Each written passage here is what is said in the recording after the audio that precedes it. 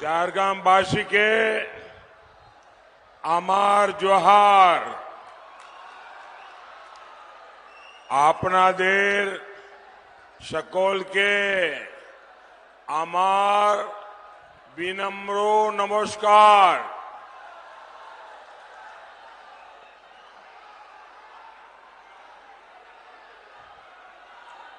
साथियों,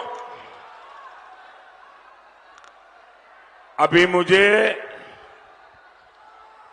तामलुक की सभा में जाना था, लेकिन वहां वेदर ठीक नहीं होने के कारण मेरा हेलीकॉप्टर वहां लैंड नहीं कर पाया। लेकिन तामलुक के हजारों लोग अभी टेक्नोलॉजी से इस सभा के साथ वहां जुड़े हुए हैं, तो एक प्रकार से मैं एक साथ 2 सभाएं संबोधित कर रहा हूं।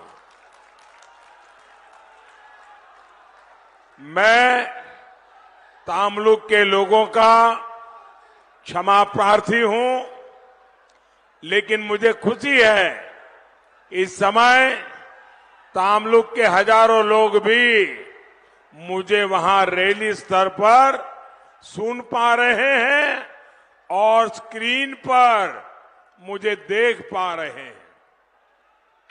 साथियों, आज 5वें चरण का मतदान लगभग पूरा होने पर है। बंगाल में टीएमसी और पूरे देश में इंडी गठबंधन ये पहले पस्त थे।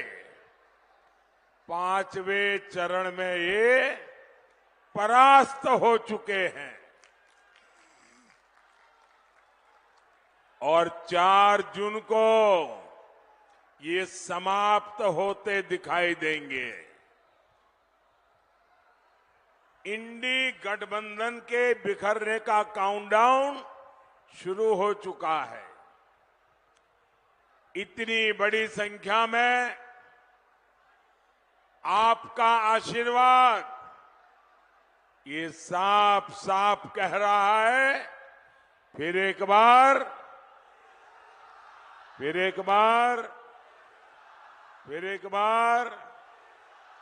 आभार, एक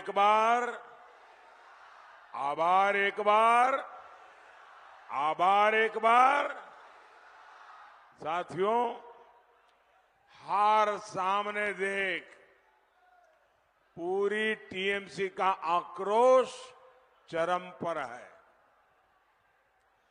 बंगाल के लोग इनको वोट नहीं दे रहे हैं, इसलिए कभी बीजेपी को गाली, कभी बंगाल के लोगों को धमकी। कल तक टीएमसी कांग्रेस को गाली दे रही थी, अब वो कह रही है हम इंडी गठबंधन का हिस्सा है। लेकिन बंगाल के लोग जानते हैं कांग्रेस ये डूब चुका जहाज है और टीएमसी के जहाज में भी छेद हो चुका है। ये दोनों एक दूसरे की सवारी कर लें, फिर भी डूबना तो तय है। साथियों, ये चुनाव भारत के भविष्य का चुनाव है। जिन लोगों ने भारत को दशकों पीछे धकेला, देश उन्हें नकार चुका है। देश भूला नहीं है, जब दुनिया तेजी से विकास कर रही थी तब कांग्रेस सरकार घोटालों के कीर्तिमान गढ़ रही थी। दुनिया के देश हर पल आगे बढ़ रहे थे, लेकिन कांग्रेस पार्टी युवा पीढ़ी को पीछे धकेल रही थी। 60 साल तक ये लोग गरीबी हटाओ का ही नारा लगाते रहे। देश जानता है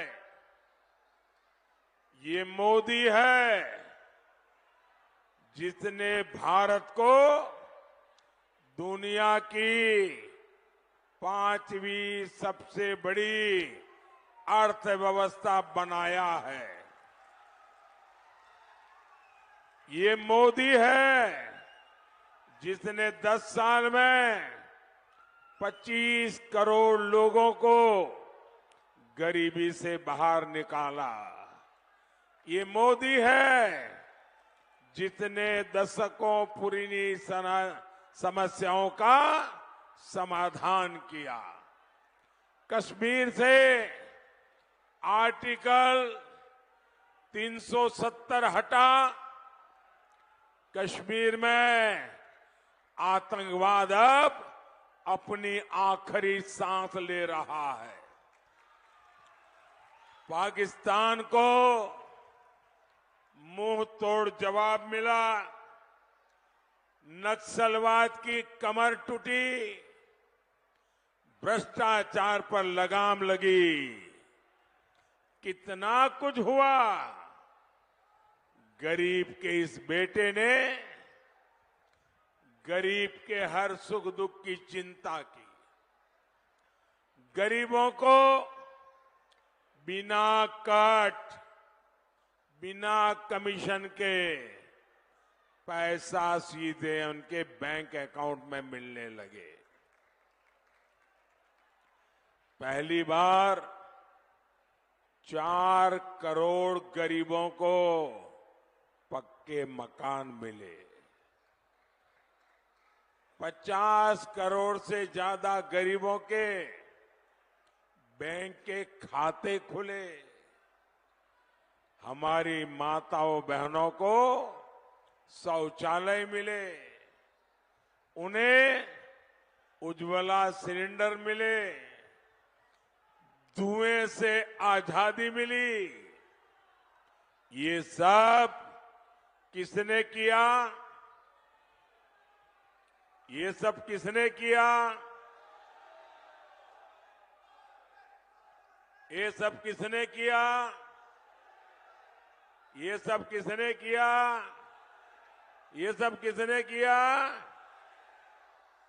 ये सब मोदी तो निमित्त है, ये सब आपके एक वोट ने किया है।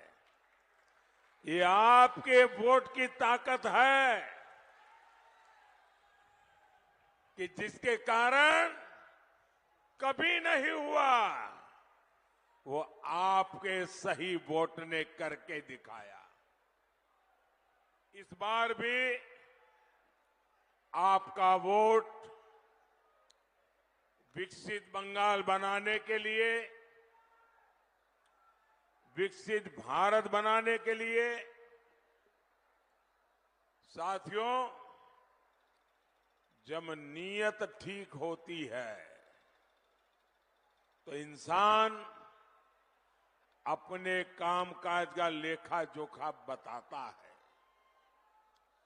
जब नीयत में खोट होती है तो बहाने बताता रहता है।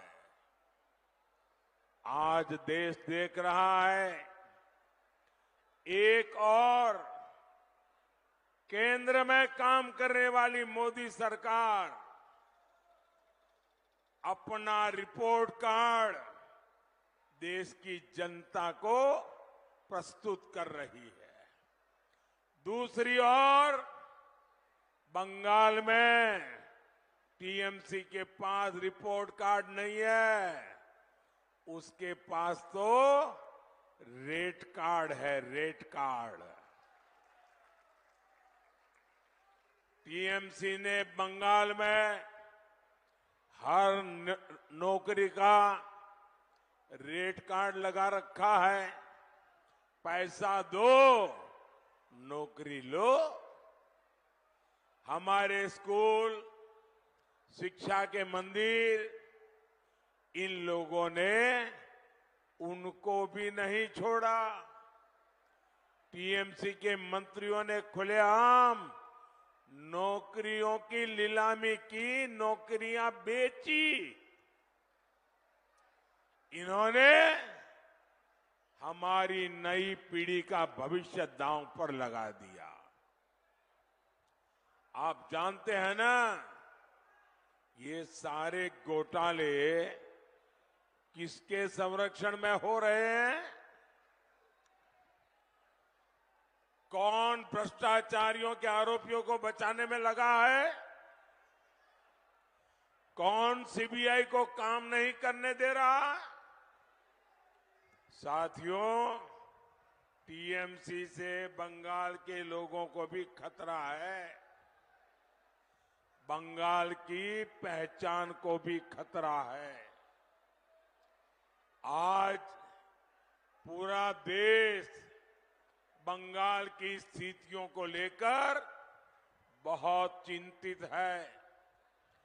बंगाल में आए दिन हिंसा होती है, बीजेपी कार्यकर्ताओं की हत्याएं होती है। झारग्राम में भी बीजेपी के कार्यकर्ताओं की हत्या हुई है। बंगाल में दंगे आम बात हो गई है। आदिवासी भाई बहनों की पहचान खत्म करने के प्रयास हो रहे हैं। लेकिन टीएमसी को किसकी चिंता है? टीएमसी को अपने वोट बैंक की चिंता है। ये लोग घुसपैठियों को बुला बुलाकर बसा रहे हैं। सीमावर्ती इलाकों में बंगाल के लोगों की आबादी घट रही है। आप मुझे बताइए, घुसपैठिए हमारे देश में आते हैं, एक किसकी जमीन पे कब्जा करते हैं? हमारे दलित, हमारा पिछड़ा, हमारे आदिवासियों की जमीन पर एक कब्जा करते हैं। भाइयों बहनों, टीएमसी कांग्रेस मिलकर घुसपैठियों के कब्जे को कानूनी बनाना चाहती है। कांग्रेस पार्टी कह रही है वो सबकी संपत्ति की जांच कराएगी, फिर आपका पैसा, आपकी जमीन अपने वोट जिहाद वालों को, वोट बैंक वालों को दे देंगे। क्या मैं जरा आपसे पूछना चाहता हूं, क्या आपका अधिकार आप किसी को छीनने देंगे? क्या ये बात आपको स्वीकार है? क्या आप होने देंगे? क्या साथियों, बाबा साहब आंबेडकर धर्म के आधार पर आरक्षण के खिलाफ थे। यही हमारे संविधान की मूल भावना है। लेकिन इंडी गठबंधन वाले पूरे देश में एससी, एसटी, ओबीसी का आरक्षण अपने वोट बैंक को देना चाहते हैं। इन्होंने कर्नाटका में ओबीसी का आरक्षण छीनकर मुसलमानों को दे भी दिया है। मैंने कांग्रेस और इंडी गठबंधन को 23 अप्रैल को चैलेंज किया था। मैंने कहा था कांग्रेस पार्टी लिख करके दे कि वे कभी भी एससी, एसटी, ओबीसी का आरक्षण नहीं छीनेगी और यह आरक्षण मुसलमानों को नहीं देगी। इसके बाद से कांग्रेस और इंडी गठबंधन वालों को सांप सूंघा हुआ है। सांप, उनके मुंह पे ताला लग गया है, उनकी बोलती बंद हो गई है। आज 27 दिन हो गए, कांग्रेस ने कोई जवाब नहीं दिया। और मुझे पता है कांग्रेस जवाब देने वाली भी नहीं है। आज ही मैंने सोशल मीडिया पर कांग्रेस के शहजादे का एक वीडियो देखा है। ये बात बड़ी गंभीर है। मैं आप सबसे कहता हूं, मेरी इस बात पर गौर कीजिए। मैं मीडिया वालों को खास कहता हूं, जिन मीडिया वालों ने, जिन इकोसिस्टम ने ये गौर संप्रदायवादी लोगों की चमड़ी बचाने का काम किया है, वो भी जरा कान खुल करके सुन लें। ये वीडियो 11-12 साल पुराना है। ये कांग्रेस के शहजादे का वीडियो है। इस वीडियो में कांग्रेस के शहजादे खुलेआम कह रहे हैं कि कांग्रेस पार्टी मुसलमानों को आरक्षण देगी। एक तरफ उस समय के प्रधानमंत्री डॉक्टर मनमोहन सिंह ये बार बार कहते थे कि देश के संसाधनों पर पहला अधिकार मुसलमानों का है, और दूसरी तरफ रिमोट कंट्रोल से सरकार चला रहे शहजादे का ताल ठोक कर ये कहना कि कांग्रेस मुसलमानों को आरक्षण देगी। यही कांग्रेस की सच्चाई है, जिसे कांग्रेस और उसके इकोसिस्टम ने बरसों तक देशवासियों के सामने आने नहीं दिया। पिछले दिनों मैंने बहुत सारे टीवी इंटरव्यू दिए, बहुत सारे मीडिया में इंटरव्यू प्रेस में दिए, और हर टीवी वाला आता था, मुझे पूछता था कि कांग्रेस के मैनिफेस्टो में तो नहीं लिखा है। आज मैं बहुत बड़ा सबूत पेश कर रहा हूं। शहजादा खुद बोल रहे हैं कि वो मुसलमानों को आरक्षण देंगे। यानी इन लोगों में 3 बुराइयां साफ है। एक, ये इंडिया अलायंस वाले, कांग्रेस वाले, उनके साथी पूरी तरह 100% ये कम्युनल है। ये भारत की बिन सांप्रदायिकता के संविधान के घोर विरोधी है। दूसरा, ये घोर जातिवादी है, और तीसरा, ये घोर परिवारवादी है। ये तीनों बुराइयों से भरे हुए हैं लोग।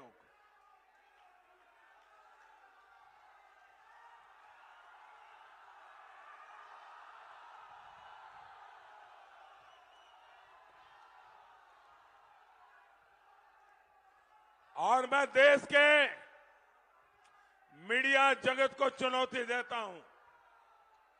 बहुत बचाया इन लोगों को। जिन इकोसिस्टम ने इन लोगों की रक्षा की है, वो जरा कान खोल के सुन ले। आपने देश के संविधान के अपमान को देखा, लेकिन आंखें बंद कर ली। ये कम्युनल लोग, जातिवादी लोग, परिवारवादी लोग मोदी का हिसाब मांग रहे।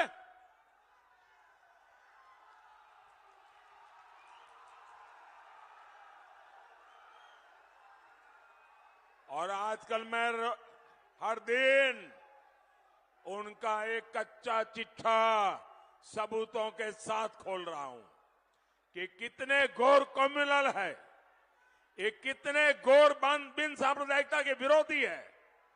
ये 100% सांप्रदायिक लोग हैं। कांग्रेस मुसलमानों को आरक्षण देगी, और वो भी SC, ST, OBC का आरक्षण छीन करके लूट लेंगे आपका अधिकार।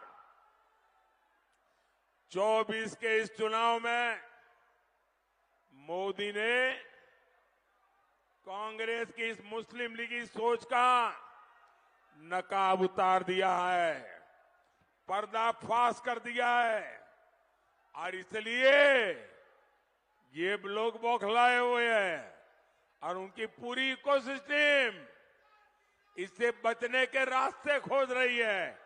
मोदी ने आपको ऐसा पकड़ा है, देश इस चुनाव में आपको सजा देने वाला है। मैं आपसे पूछता हूं, क्या सामान्य वर्ग के लोग, एससी, एसटी, ओबीसी वर्ग के आप लोग इंडी गठबंधन वालों को, टीएमसी को अपना आरक्षण छीनने देंगे? अपना अधिकार छीनने देंगे?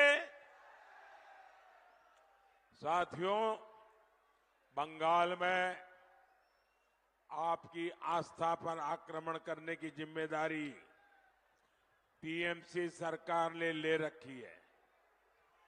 टीएमसी के नेता कहते हैं कि राम मंदिर तो अपवित्र है। क्या राम मंदिर अपवित्र है? क्या राम मंदिर अपवित्र है? क्या टीएमसी के इरादे अपवित्र है कि नहीं है? अरे टीएमसी सरकार खुद रामनवमी पर रोक लगाने के फरमान जारी करती है। टीएमसी के गुंडों से रामनवमी शोभा यात्राओं पर हमले करवाए जाते हैं। अब तो यहां की मुख्यमंत्री खुद हिंदू संतों को धमकी दे रही है।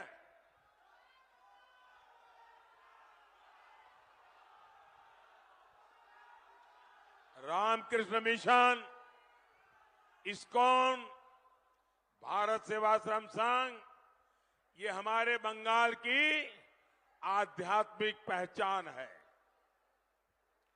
यहां की सीएम मंच पर से इन महान संस्थाओं को धमका रही है और इस धमकी ने टीएमसी के गुंडों का हौसला भी बढ़ा दिया है।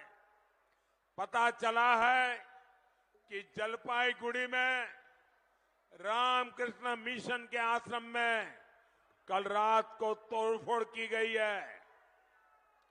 आश्रम में काम करने वाले कर्मचारियों के साथ मारपीट की गई है, उनको धमकी दी गई है। ये बंगाल को अब किस तरह ले जा रही है टीएमसी सरकार? कभी बंगाल में रामकृष्ण मिशन को धमकियां मिलेगी, आश्रम में तोड़फोड़ होगी, क्या किसी देशवासी ने कभी सोचा था? लेकिन अपने वोट बैंक को खुश करने के लिए टीएमसी सरकार हद पार कर रही है। रामकृष्ण मिशन का अपमान, हमारे संतों का यह अपमान बंगाल कभी भी सहन नहीं करेगा।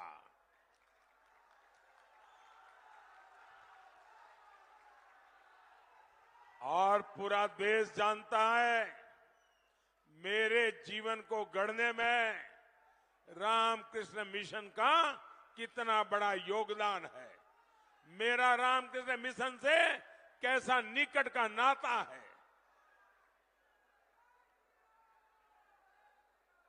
प्रधानमंत्री होने के बाद भी जब भी अवसर मिला, अगर रात्रि को रुकना था तो रामकृष्ण मिशन के सन्यासियों के साथ जाकर के रुकता हूं।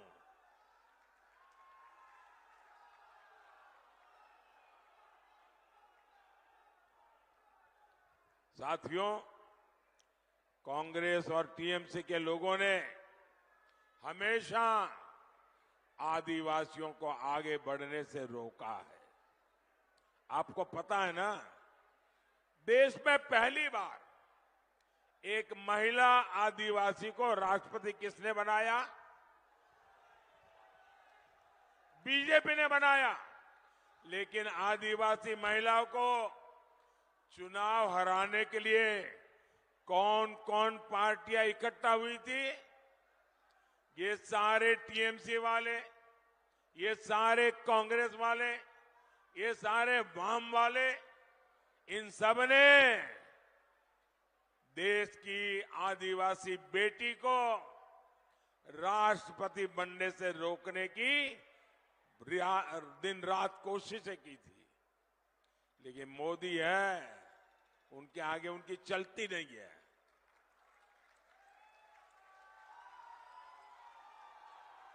टीएमसी ने अपनी पार्टी के नेता को उनके खिलाफ उतारा था।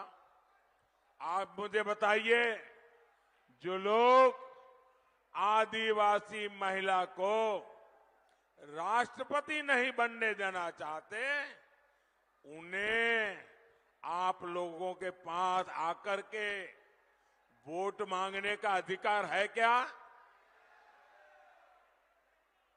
उन्होंने आपसे विश्वासघात किया है कि नहीं किया है?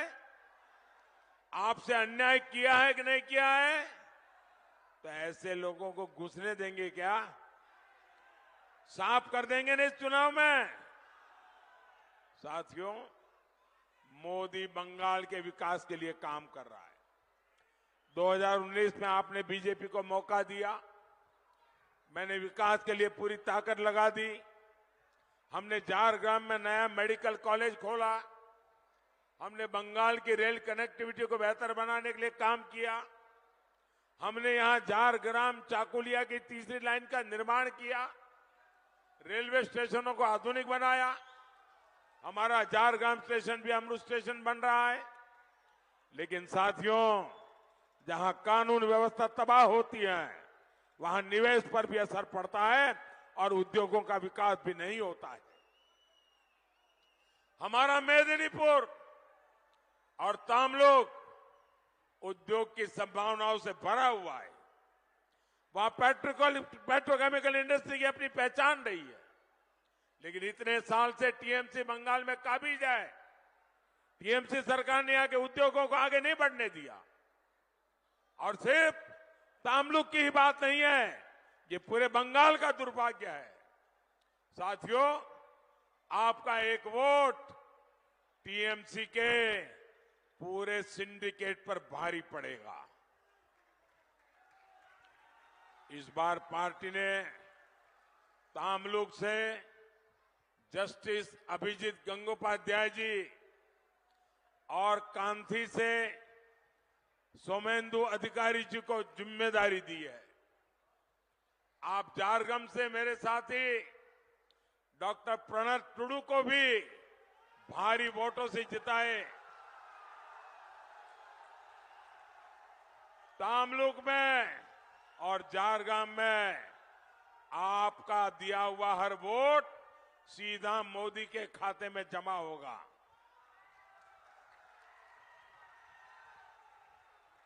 इनको दिया गया एक एक वोट बंगाल को अंधेरे से रोशनी की ओर ले जाएगा। मोदी आपके सपने पूरे करने के लिए दिन रात काम करेगा। आप मेरा एक काम करेंगे, आप मेरा एक काम करेंगे, जरा दोनों हाथ ऊपर करके बताइए, मेरा काम करेंगे? आप गांव-गांव ज्यादा से ज्यादा परिवार में जाना और हर परिवार में जाकर के कहना कि अपने मोदी जी आए थे और मोदी जी ने आपको प्रणाम कहा है। मेरा प्रणाम पहुंचा देंगे, मेरा जोहार पहुंचा देंगे। बोलिए भारत माता की, भारत माता की, भारत माता की। वंदे वंदे वंदे वंदे वंदे वंदे वंदे वंदे वंदे।